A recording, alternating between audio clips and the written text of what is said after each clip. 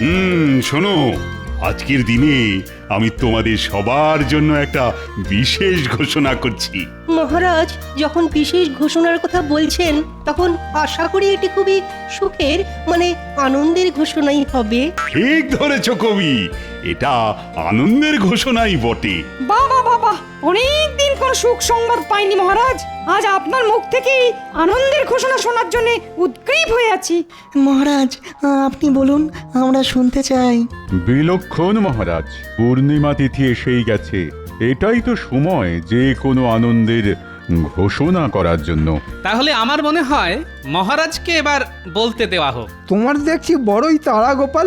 ও বুঝেছি, আনন্দের ঘোষণা শুনে তুমি উদ্গ্রীব, কিন্তু কেন বলো তো? বাড়িতে মনে হয় তোমার গিন্নি তোমাকে বিশেষ আনন্দে থাকতে দেয় না। ভুল বলছেন মন্ত্রী মশাই, আমার গিন্নি সব সময়ই পরম আনন্দে থাকে, আর গিন্নি আনন্দে থাকলেই আমিও আনন্দে থাকি। বাহ বাহ, চমৎকার চমৎকার। আমার গিন্নি মানে তোমাদের রানীমাও পরমানন্দেই আছেন, তাই আমিও আনন্দে আছি। বেশ বলেছ গোপাল।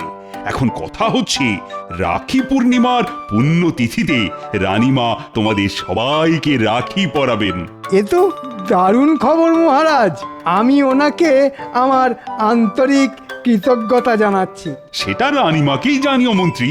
এখানে সবাইকে রাখি পরিয়ে রানীমা যাবেন বাপের বাড়ি তার দাদাদের রাখি পরাতে। সত্যি খুব আনন্দের খবর মহারাজ। আমাদের রানীমা কাল সবাইকে পরাবেন রাখি, সেই আনন্দে নেচে উঠেছে আমার মনের পাখি। হ্যাঁ সত্যি, এটা খুব আনন্দের খবর। আর এই যে আনন্দ, এটা শুধু মনে, বিজ্ঞান এর হদিশ পায়নি। ঠিক ঠিক। খুবই ভালো কথা মহারাজ, কিন্তু একজনকে নিয়ে আমার খুব চিন্তা আছে। চিন্তা? সে কি, কাকে নিয়ে চিন্তা মন্ত্রী? এই গোপালকে নিয়ে। আমাকে নিয়ে চিন্তা? কিসের চিন্তা? মহারাজ, আমি যেটা ভাবছি সেটা হলো গোপালের যা মোটা চেহারা আর মোটা মোটা হাত, তাতে গোপালকে রানীমা রাখি পরাবেন কি করে? মন্ত্রী মশাইকে সেটা না ভাবলেও চলবে মহারাজ। উনি মনে হয় আমার জন্য একটু বেশি চিন্তা করে ফেলেছেন। সভার শুরু থেকেই আমি সেটা লক্ষ্য করছি মহারাজ। গোপাল, তুমি যে কি বলো, হ্যাঁ? শোনো গোপাল, আমার মনে হয় তোমার হাতে রাখি পরাতে হলে একমাত্র উপায় হলো গরুর গলার দড়ি। এ দেখুন, আপনি কিন্তু একদম বাজে কথা বলবেন না মন্ত্রী মশাই। এটা কিন্তু একদম ভালো হচ্ছে না। মহারাজ, আপনি মন্ত্রী মশাইকে দয়া করে চুপ করতে বলুন। ঠিক মন্ত্রী, তোমার এখন চুপ করে যাওয়াই ভালো। তুমি আর কথা বাড়িও না। আমারও গোপালকে নিয়ে এইসব কথা শুনতে মোটেই ভালো লাগে না। বেশ মহারাজ, আমি চুপ করলাম। শুটকো মন্ত্রী মশাইকে চুপ করতেই হবে। বাহ গোপাল, এবার যে তুমি শুরু করলে। গোপা, তুমিও চুপ করো না। আমাদের আজকের মতো সভা এখানে মুলতুবি করা হলো।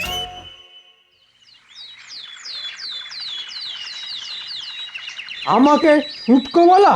গোপালের এত বড় আস্পর্ধা, এর আমি প্রতিশোধ নেবই নেব। আপনি হুকুম করলেই ওই গোপালকে এক্ষুনি ওই ধরে বেঁধে নিয়ে আসছি। হ্যাঁ। ওরে না না, এক্ষুনি ওসব করতে হবে না, তাহলে লোক জানাজানির ভয় থাকবে। গোপাল নিজেও সন্দেহ করতে পারে। এমন কিছু করতে হবে যাতে গোপাল শায়েস্তা হবে। বুঝেছি, তার মানে আপনি চাইছেন যাতে সাপও মরে আর লাঠিও না ভাঙে, তাই তো? ঠিক ধরেছিস বটা। যত দিন যাচ্ছে ততই তোর বুদ্ধি খুলছে। শুধু এইটুকুই কর যাতে গোপাল আছাড় খেয়ে পড়ে যায়। শুধু আছাড় এতেই হবে? হ্যাঁ, আপাতত এতেই হবে। আমি এখন যাই, তোরা কিছু কর। গোপালের এই পথ দিয়ে যাবার কিন্তু সময় প্রায় হয়ে এসেছে। কিচ্ছু ভাববেন না মন্ত্রী মশাই, আপনি নিশ্চিন্তে বাড়ি গিয়ে নাকে তেল দিয়ে ঘুমন।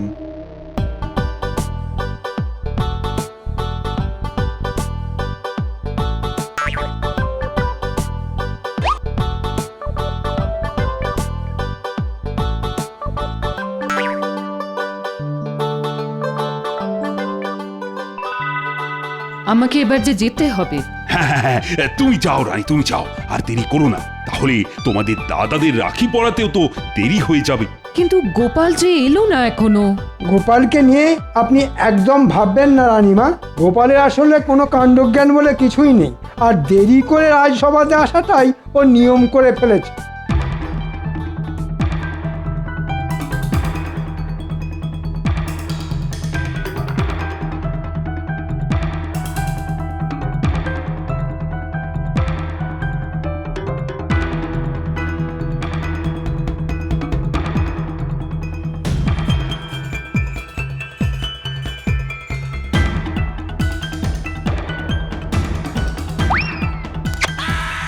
আইগো, ওরে বাবা রে, মরে গেলাম, কে আছো?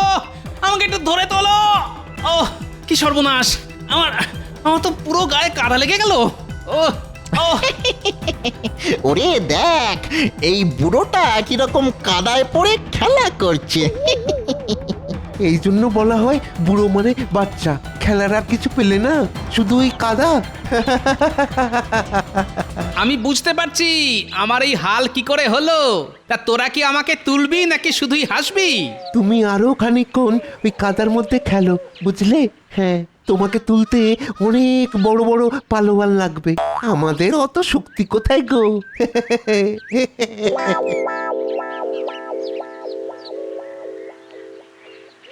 সাক্ষাৎ দুটো শয়তান। আরে বাবা রে, কি যন্ত্রণা হচ্ছে গো। কেউ কি আছো? কোথায় গেলে গো? আমাকে একটু ধরে তোলো। ও কি সর্বনাশ। ও ও আরে বাবা রে। ও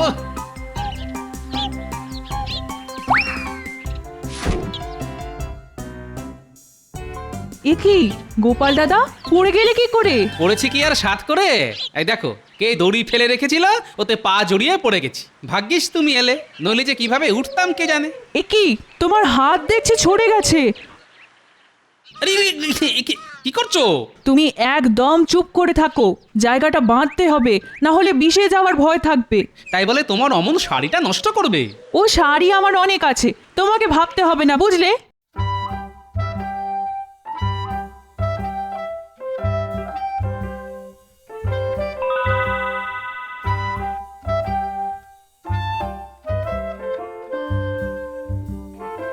কি ব্যাপার গোপাল, এত দেরি কেন?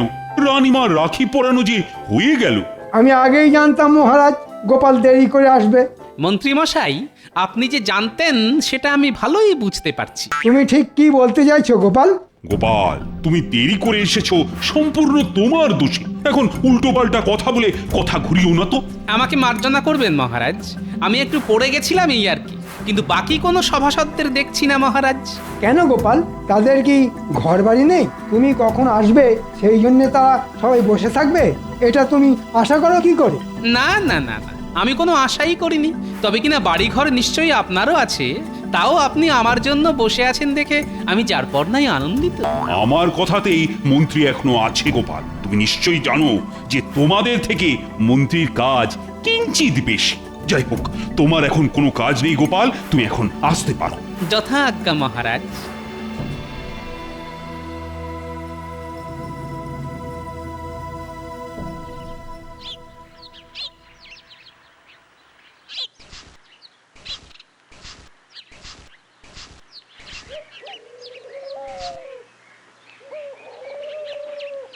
গিন্নি, আমি এখন চললাম।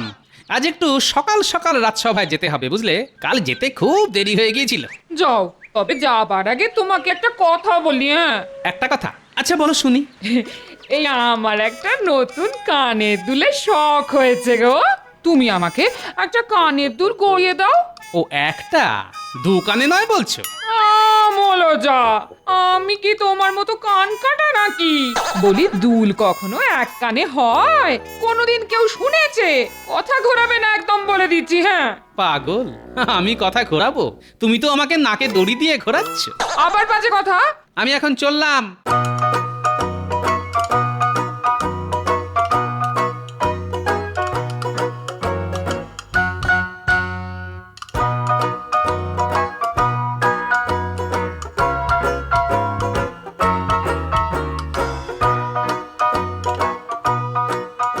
এবার এই কাজটাও করতে হবে রে বটা ঘটা। আপনি কোনো চিন্তা করবেন না, কিন্তু আপনি ওই পুটির বাবার জমিতে মই দিতে চাইছেন কেন একটু বলবেন? শোন, ওই পুঁটির বাবা অনেক ভাগ চাষিদের দিয়ে চাষ করিয়েছে, আর জমিতে পাকা ধান পুরো ভরে আছে। তোরা তো জানিস যে সমস্ত চাষি পাকা ফসল ফলায় তাদের কাছ থেকে আমি নিজের জন্য একটু বেশি করে খাজনা নিই। মন্ত্রী দেখছি খুব গদগদ হয়ে বটা আর ঘটার সাথে কথা বলছে। এবার আমি বেশ বুঝতে পারছি কালকে আমার পড়ে যাবার জন্য ওই মন্ত্রীই দায়ী। মন্ত্রী আমার ভাবমূর্তি মহারাজের সামনে খারাপ করার জন্য উঠে পড়ে লেগেছে। না, এর একটা বিহিত করতেই হবে আমাকে আজ রাজসভায়। ওহো, এবার এবার বুঝতে পেরেছি। কিন্তু পুঁটির বাবা কিছুতেই আমাকে ওই ভাগ চাষিদের নাম বলছে না। আমি এটা মেনে নেব না। পুরো খাজনায় রাজকোষে চলে যাবে, আর আমার লবডঙ্কা। না না মন্ত্রী মশাই, এ তো আপনার উপর জুলুম। আমরা আজ রাতেই ওই পুটির বাবার জমিতে মই দেব, কিন্তু রাতের অন্ধকারে আমরা ঠিক জমিটা বুঝতে পারবো না। আপনাকে কিন্তু একটু সঙ্গে থাকতে হবে। ঠিক আছে, আমি থাকবো তোদের সাথে। হ্যাঁ মহারাজ, গোপাল আজ একদম ঠিক সময় চলে এসেছে। সে তো দেখতেই পাচ্ছি। হায় গোপাল, তোমার আর রানীমার হাতে রাখি পরা হলো না। না, পড়া হলো না, তবে তাতে কিছু হয়নি। কি বলছো গোপাল? মহারাজ, গোপাল বলছে। আমাকে কথা শেষ করতে দিন মন্ত্রী মশাই। কি মুচকি হাসছো গোপাল?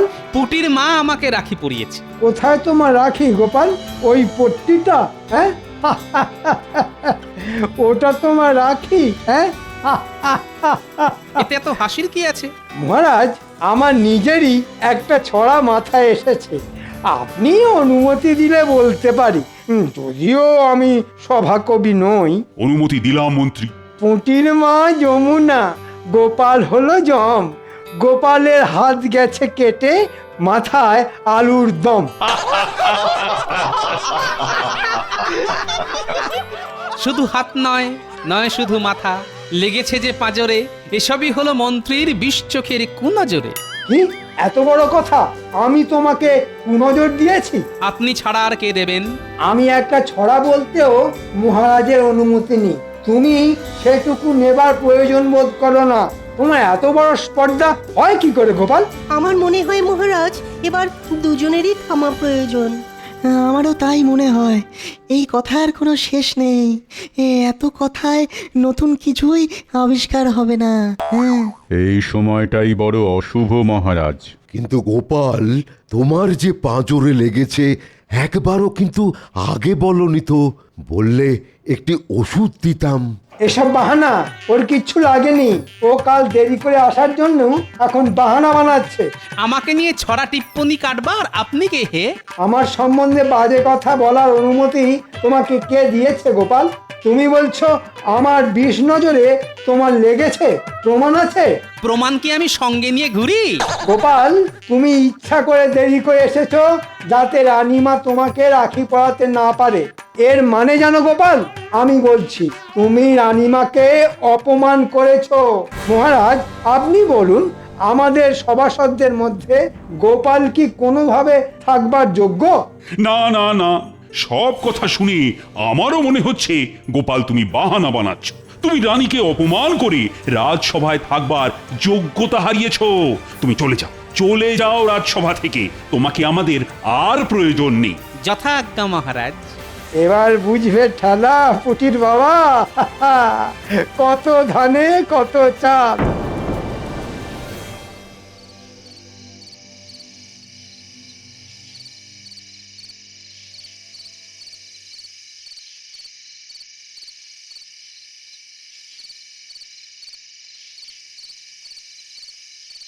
নে, তোরা কাজ কর, তোরা কাজ শুরু কর।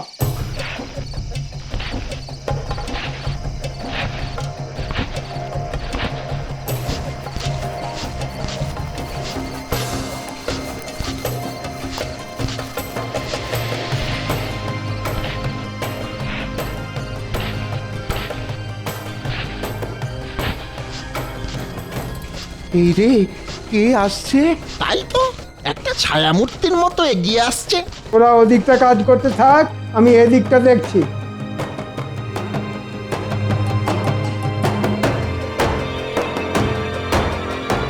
এই কে?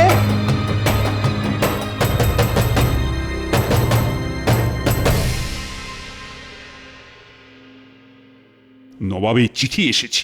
নবাব খাজনা চেয়ে পাঠিয়েছে।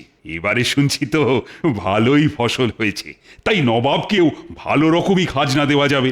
নবাবও ভীষণ খুশি হবেন। মহারাজ, আমি যেটা বলতে চাইছি,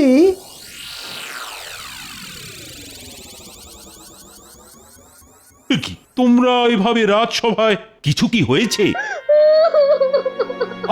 কেঁদো না, কাঁদলে না আমি বড় অসহায় বোধ করি। কি হয়েছে আমাকে বলো, আমি কিছু একটা উপায় বার করব। মহারাজ, আমাদের সর্বনাশ হয়ে গেছে। এবার সুন্দর পাকা ধান হয়েছিল, কিন্তু রাতের অন্ধকারে কেউ আমার জমিতে মই দিয়ে সব নষ্ট করে দিয়েছে। সে কি, কে করতে পারে এমন ভয়ানক কাজ? মন্ত্রী, তুমি কাউকে আন্দাজ করতে পারো? আগে না মহারাজ, একদম না। আপনাকে খাজনা দেবার মতো আমাদের যে কিছুই নেই মহারাজ, আমাদের যে সব হারালো। ঠিক আছে ঠিক আছে, তোমরা আর কেঁদো না, এখন ঘরে যাও তো যাও। যেই দোষী হোক সে নিশ্চয়ই শাস্তি পাবে। আর তোমাদের খাজনা পুরো মকুব। না না না, কোনো খাজনা দেবার প্রয়োজন নেই। না না না না না, এ আমি কিছুতেই মেনে নেবো না। কৃষ্ণচন্দ্র যা খাজনা পাঠিয়েছে তা না পাঠানোর মতোই। এইটুকু খাজনাতে কি হবে? কোথাকার কে পুঁটির বাবা তার পাকা ধানে কে মই দিয়েছে সেটা শুনে নবাব কি করবে? হ্যাঁ গো, আমার সোনার দুলের কি হলো? ধুত্তর, একেই দেখছো মহারাজের ওখানে চাকরি আমার চলে গেছে, সংসার কিভাবে চলবে সেটাই ভাবছি, ইনি এলেন সোনার দুলের কথা বলতে। ওরকম শখের চাকরি করাও যা আর না করাও তা। ওই যখন চাকরি করতে তখনও তো শুনতাম তোমার নাকি কড়ি মোহর কিছুই নেই। আমি কিচ্ছু শুনতে চাই না। সামনে আমার বোনপোর বিয়ে, তুমি যেখান থেকে পারো ধার দেনা করে হলেও আমার জন্য সোনার দুল তোমাকে নিয়ে আসতেই হবে। কি আবদার? আচ্ছা, কাল যাবো শাকরার কাছে, বাকিতে যদি দেয়। ঘরে না বসে থেকে তাই যাও।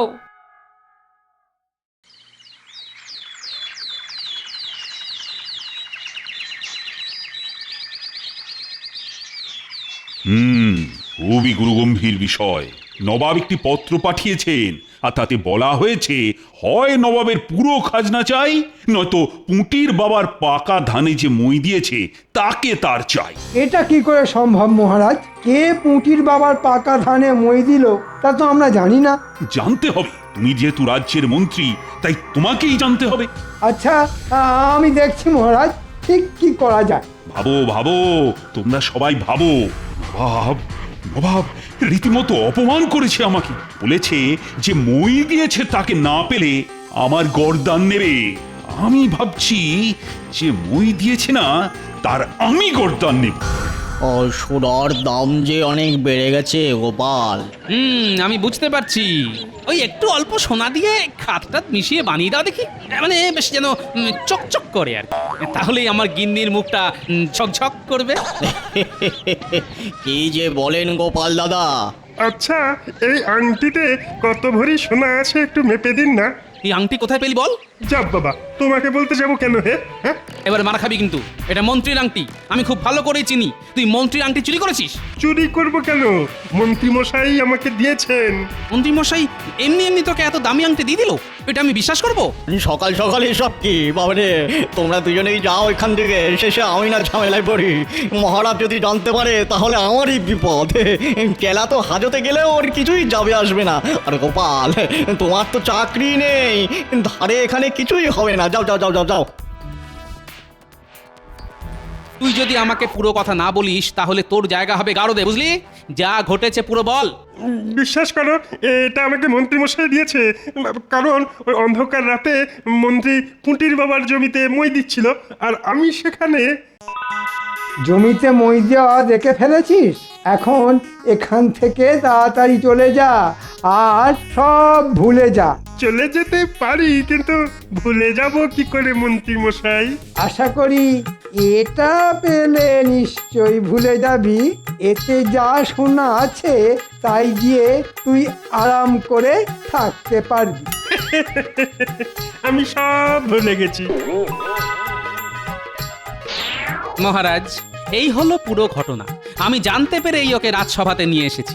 আমাকে মাফ করে দিন মহারাজ, আমি কিছু করিনি, আমি শুধু দেখে ফেলেছিলাম। তুমিও দোষী। তোমার এই ঘটনার কথা আমাকে জানানো উচিত ছিল। কি ঘটনা মহারাজ, আপনি কি বুঝতে পারছেন না? চেলা আমার আংটি চুরি করে ধরা পড়েছে আর এখন নিজেকে বাঁচাবার জন্যে আমার নামে গল্প বানাচ্ছে। তাই নাকি মন্ত্রী মশাই? যদি আপনার আংটি চুরি হতো তাহলে আপনি নিজেই তো অভিযোগ করতেন। কই, আপনি তো তা করেননি। না মানে চুপ করো মন্ত্রী, তোমার শাস্তি আমি দেব না, নবাব দেবেন। নবাবের হাতে আমি তোমাকে তুলে দেব। প্রহরী, এক্ষুনি মন্ত্রীকে বন্দি কর। শুধু আমাকে বন্দি করলেন মহারাজ, ঘটার বটাও আমার সাথে ছিল। তাদের কথাও মহারাজ ভাববে মন্ত্রী মশাই, আপনাকে ভাবতে হবে না। মন্ত্রীর 1 বছরের মাইনে যা মূল্য হয় সেটা পুঁটির পরিবার আর ভাগ চাষীদের দেওয়া হলো। আর গোপাল, তোমার কাছে আমি নিজেই লজ্জিত। তুমি রাজসভায় তোমার জায়গায় বসে আমার লজ্জার হাত থেকে মুক্তি দাও গোপাল। যথা আজ্ঞা মহারাজ।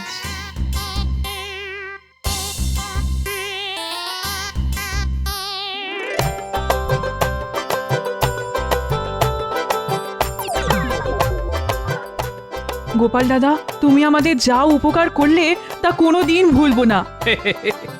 রাখি পূর্ণিমার দিনে তুমি কাপড়ের পাড় ছিঁড়ে পট্টি বেঁধেছিলে আমার ক্ষতস্থানে, ওটাই ছিল আমার কাছে রাখি। তাই বোনের বিপদে আপদে রক্ষা করা তো আমার কর্তব্য।